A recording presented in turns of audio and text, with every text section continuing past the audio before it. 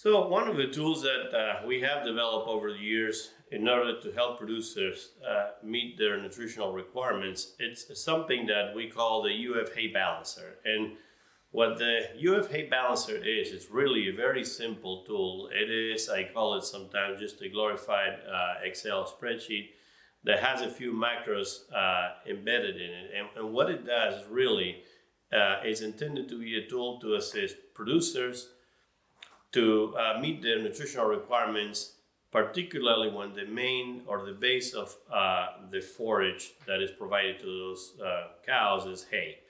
This is a work in progress. There's a few other modules that will be added and that will continue to be added. So when you see some of the things that you will see on the screen, this is a screenshot of what the UF Hay Balancer looks like. It's again a very simple spreadsheet that is built and on the principle of with very few inputs, and one of those inputs, and one of the most important ones, being the quality of that forage. So for that, an analysis will be required. Once we have that analysis of the forage, this balancer works on the premise of two main inputs, that is protein and energy. And energy, as I say earlier, in the form of TDN. So what you see here is the final output. In this slide, you have the final output of the UF Hay Balancer, telling you whether you need to supplement with TDN or with protein, and color coding it in a way that if it is green and you see that check mark right next to it, that means that either protein or energy requirements have been met. Let me walk you through the three very basic screens that UF Hay Balancer has. If there's nothing else that you need to learn or you need to convey to producers about the UF Hay Balancer, is that any cell that is orange, like the ones that you see here with the orange background, you can change those cells. Anything in there can be changed. Anything in any of the other cells cannot. No matter how hard you try, you shouldn't be able to modify that. Those are protected. And the idea is to be able to collect enough information. There's always a balance between how much information it is needed. There's some assumptions in this, of course, and the precision of the output that you're generating. And here you can see type of animal, month of lactation being key to determine the nutrient requirement of that cow. Type of animal, it's mainly cow or a growing animal, or the bull. Right now, the only module that is functional is cow, but the other two are supposed to be built sometime during the course of the year. Type of breed has some minor adjustments based on the maintenance of some of the Bos Indicus breeds that might have a little bit less. And then average body weight, in the case you don't have a scale in the operation, anywhere from 1,000 to 1,200, it's always a good guess for Florida cows. But if in doubt, you can always, as a producer, they'll have some idea of what those cows weigh when they go to market as cull cows. And this tool can be designed for one animal or multiple animals. And for however many days of supplement, here by default I have 90, just creating a scenario where we're supplementing a cow over the entire 90 days of, for instance, the winter season. So type of hay, that's important too, because not all the different species will have a different digestibility, which is the main driver of that. The type of hay will come into play when we estimate how much of that hay will be consumed. The average weight of the bale, that's only used to calculate how many bales are needed. This tool is also not only a balancer, but it's not in the name, but it should also be implied that it does have the capability to generate an output where it tells you how many bales of hay are needed in the operation.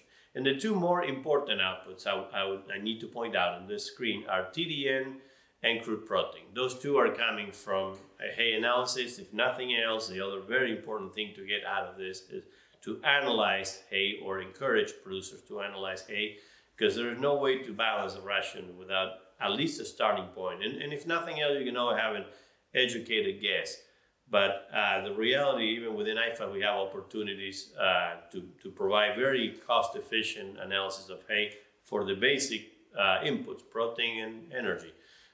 We do have an IFAS laboratory that is dedicated to that, and please check with your extension agent or your county faculty, because definitely there are resources available, not only for sampling the hay, but for analyzing it in order to be able to provide a good balancing. And then something that we often, and I would emphasize often, miss is how much of that hay is being wasted. And we've done a little bit of work within IFAS on hay waste. There's a lot of work done in the Midwest. And there's a drop-down menu in this tool that ranges from low to high, with high being, I believe, 50%.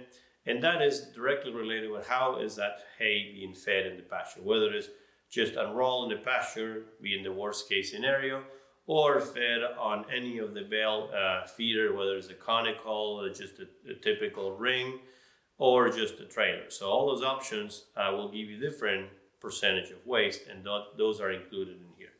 And the first output you see out of the screen is how much is going to be required in terms of TDN and in terms of crude protein. In this case, for that 1,200 pound cow, will be in the 5th month of lactation, so a little bit past that peak. That cow will be needing 13 pounds of TDN and about 1.8 pounds of protein daily. The final output of the hay balancer is this screen that you see here. And what this has is, again, the two numbers that I just described, the required TDN and crude protein, and how much that animal should consume. And I have to point out that value, the formula that was developed for high dry matter intake, was actually developed in-house based on research conducted at NFREC with Bahia and Bermuda grass hay. So there's some formulas that basically are solely function of body weight in this case, in order to keep it simple. And that cow, this balancer will tell me eating 20 pounds a day, and that means the amount of intake of TDN is 11 pounds, and the amount of crude protein is 2 pounds. So when you go to the far right of that and you see shortage or surplus, shortage will be in red. So it is very clear there that we have a deficit of TDN, energy, about 1.8, almost 1.9 pounds a day, but we are okay in crude protein. Remember, I think that hay had 10% protein, so it's probably a very good Bahia hay, or a good Bahia hay, I shouldn't say very good, but good. And that is meeting the protein requirements. So that is why it's green and has that check mark.